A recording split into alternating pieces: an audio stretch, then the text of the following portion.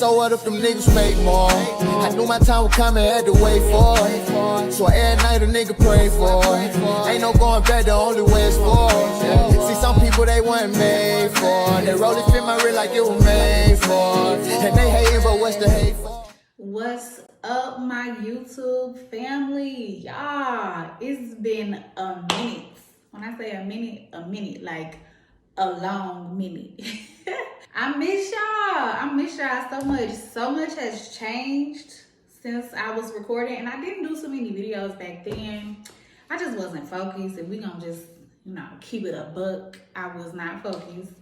So I just wanted to kind of come back, let you guys know what's been going on, where I am now. As you know from my previous videos, I've always been, an entrepreneur. Or entrepreneur driven, should I say. I've always wanted to kind of just ride my own wave, do my own thing.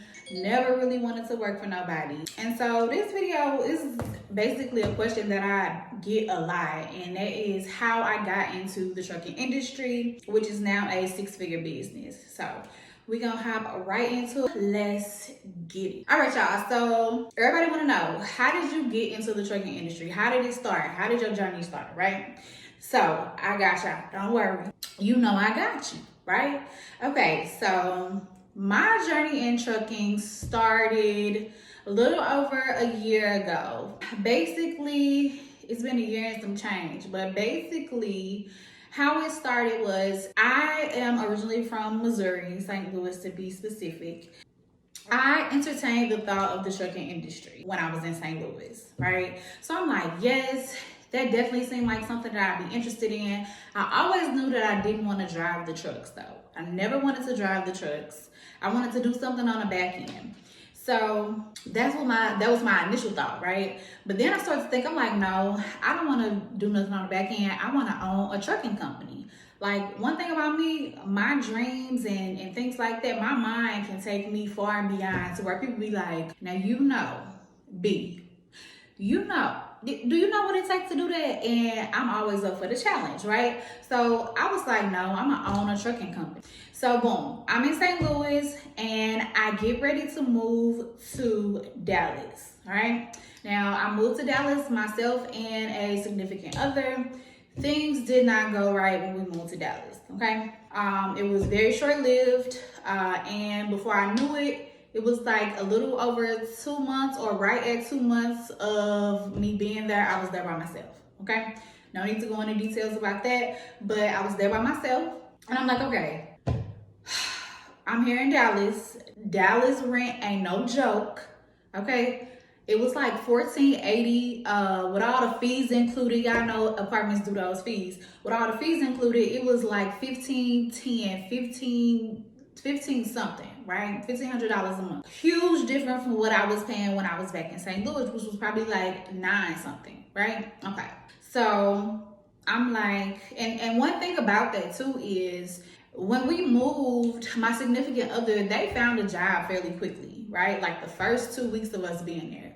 However, I was not able to find a job. I put in so many applications, y'all. When I say so many applications, look, so many applications, filling out for stuff that I knew I didn't want to do, but I was like, I gotta get some income. So what I started to do was DoorDash. I started off doing DoorDash, and then eventually I started doing DoorDash and Lyft at the same time. I was doing Lyft back home in St. Louis, so I kind of just transferred everything to Dallas, and I was doing Lyft and DoorDash. I'm by myself, right? I got a couple of family, stuff like that in Dallas, but for the most part, I'm at home by myself. When I'm done working and everything like that, I go home by myself. So I'm like, oh my God, how am I about to pay this rent? How am I about to survive? Like, what am I about to do? Okay?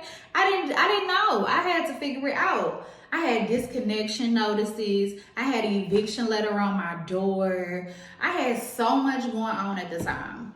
And I still had it in my head that I wanted to get into the trucking industry. So I started to kind of do my research and things like that on the back end. And I was on Clubhouse real heavy around this time. So I'm on Clubhouse. listening, going into different rooms. If you've ever been on Clubhouse, you can literally go into like any room you want to, and the topics are always kind of different. So I'm like, okay. I went into a room and it was about trucking. Okay, it was a trucking room, and I'm like, oh, like I felt like I hit the jackpot, right? So I go into this room, they're talking about trucking, and I stayed in that room like it was nobody's business. It was almost like I was doing a free webinar or something like that, because they stayed dropping gems in the group.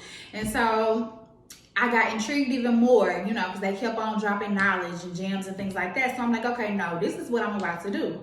So I'm still, mind you, doing Lyft. I'm still doing DoorDash, trying to keep up with this rent and bills and, you know, all that type of stuff. Still got a car note, all that. So I'm doing this, but I'm like, I want to venture out into the trucking industry. So I'm like, how am I going to do this? So I was like, the best thing for me would be to go ahead and get a mentor, right? Or take some type of class. I did the basic, you know, research on the back end, and I'm like, okay, in order for me to succeed in this, I need some type of mentor or some type of class to take. So I, luckily enough, found my mentor in the Clubhouse, right? However, my mentor, his price was $3,000. Say what? $3,000? But y'all know what? I'm gonna tell you this. I was determined to learn dispatching. I was determined. And my mentor was very, very knowledgeable in this industry. So I'm like, you know what? I told him, I said, I'm gonna make it work. Right? I'm like, it is a little pricey. You know, I had to go with like his lowest package that he had. And I was like, and I'm gonna make it work. Luckily enough, he did allow me to do payment plans. So y'all, when I tell y'all, I was doing payment plans every other week, learning the material, driving for Lyft, driving for DoorDash, all at the same time. And I'll be completely honest with y'all and say, you know, it was times where my electric bill might have been due, or my car note might have been due, and I would literally sacrifice that money for that week and then just go really, really hard like the weekend or something, so that I can make my payments to continue my mentorship. I kid you not. But I knew, I just had so much faith that this was gonna work out in my favor. I used to tell my cousin that all the time, like, I really got a good feeling about this. I really think that I'm gonna be able to create a successful dispatching business. And she always used to say, me too, for whatever reason, I feel good about this. So I'm steady doing all these things, still on my own, right? After I finished the mentorship, it was time for me to go ahead, you know, start advertising my business, getting things together, my LLC and whatnot. So that's what I did. I got everything together, and it was like, y'all, when I was ready to start, so much stuff happened at one time. They wouldn't plan about my eviction no more. I had to go to court. They unlawfully repossessed my car. I had paid the note. Let me tell you, I paid the note, but I paid it like last minute, like tow truck was on the lot. Paid the payment, okay? Made the payment, and then they still took my car. They still took my car. Now, thank God I was able to get it back. It was that's another story for another day, okay? But all these things were going on. Literally, all these things were going on, and I was breaking down. I'm talking about stressed, depressed, everything, but I still believe so much in my business. I still believe that I could create my own lane and my own path, and I stuck to it. And one of the things I used to say all the time, I'll never forget, when I'm talking about, it just used to seem like everything was just, it was like storming, thundering, trial after trial. Everything, I was so like, oh my God. But the one thing that I kept on saying, God, I trust you. God, I trust you. God, I trust you. So I got through all of that, right? I was able to get assistance with my rent.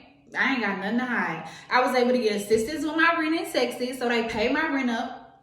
And it allowed me to focus on my business. And so that's what I did. So when I finally made up my mind to, okay, I was ready. I'm ready to start advertising. I'm ready to start getting this business out here. I went, okay, in the beginning, right? I didn't go hard like I probably should, right? And because I wasn't going hard, I wasn't, making no money. I ain't had no clients. I wasn't making no money. But then I got laser focused. I eliminated my distractions. I was like, no, this is what I gotta do. I was dedicated. I was committed. I was consistent. And when I did that, the carriers just started coming. They just started coming. Before I knew it, I was operating a legal, legit dispatching business. Operating, right? So, it was a little rough in the beginning. Definitely a little rough in the beginning. I remember talking to my mom at a point where it was rough. Like I said, it was the beginning. Things weren't flowing as of yet. And I had actually put in an application, y'all. I had got one call back. This particular place, I went and did an interview, everything, right? So I went and did this interview, and they were like, okay, if we're going to call you by Friday if you got the position. They was like, if we don't call you by Friday, then that just means that you didn't get the position, right? So I'm like, okay. So it was probably like a Tuesday or something. Waited till Friday. Friday came and went, y'all. Came and went, okay? So I'm like, dang. But I told myself earlier that week, I was like, you know what? If they don't call you for this job, because mind y'all, I told y'all, nobody else was calling me. I wouldn't get no calls for no jobs. I got background in customer service. I've been doing call centers basically all my life, right? So I'm very skilled in that environment. So I'm like, why am I not getting any calls? I'm talking about 5, 6, 7 years in call center experience. But nobody was calling me. And so I kept saying, I said about this job, I said, if they don't call me about this job, I just know that it was meant for me to continue to follow the path that I'm on, which was starting my dispatching business or continue to, work on my dispatching business so I can make it into something great. So Friday came, Friday went, okay? Came, went, okay?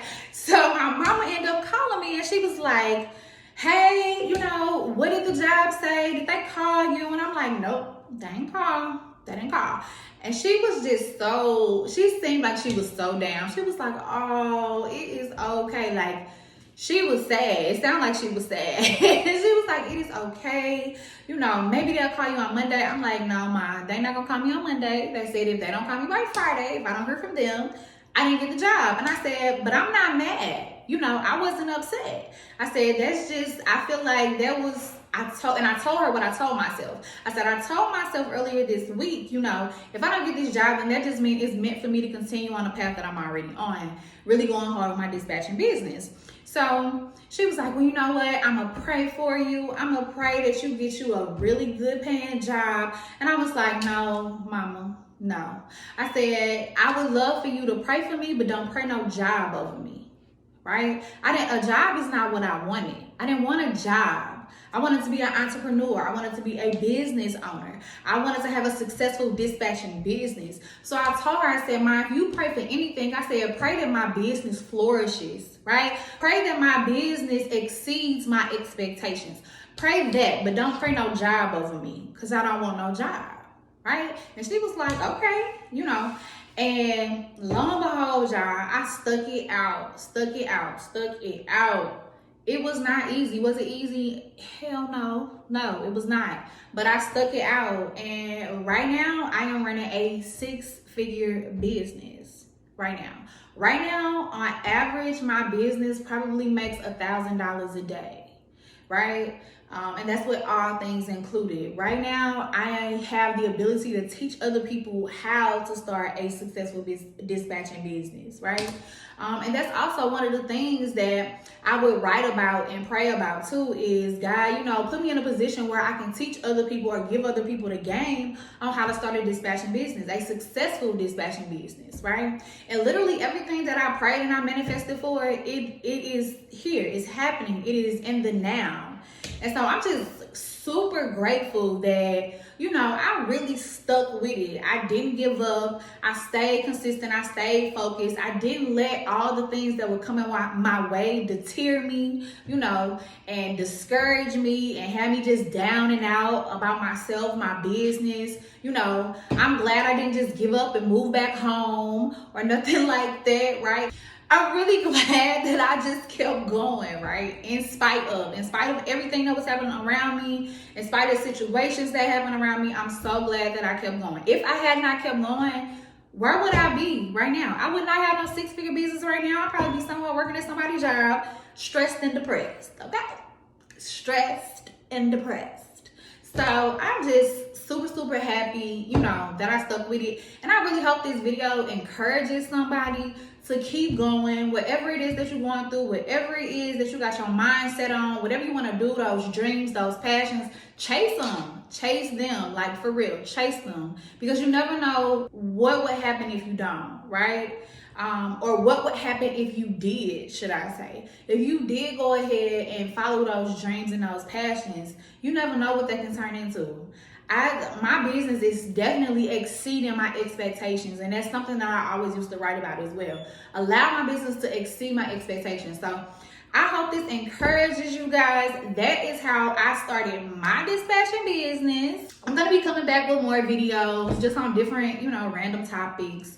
So y'all will see me soon. I will not leave y'all like I did last time, okay? We gonna stay connected, you know what I'm saying? Okay, I'm done, y'all. But yeah, that's it, y'all. So make sure y'all, what they be saying, like, comment, subscribe, all that good stuff. And I'll be back with more tea about dispatching, you know, just dropping little facts and things like that. And yeah, we gon' keep it pushing and grooving. Hey, high class or no class, baby. Ain't no stopping for we need breaks for. Yeah. I'm at they neck, ain't no letting know. Fuck a vest, we see neck to know. Life is chess, so I settle more.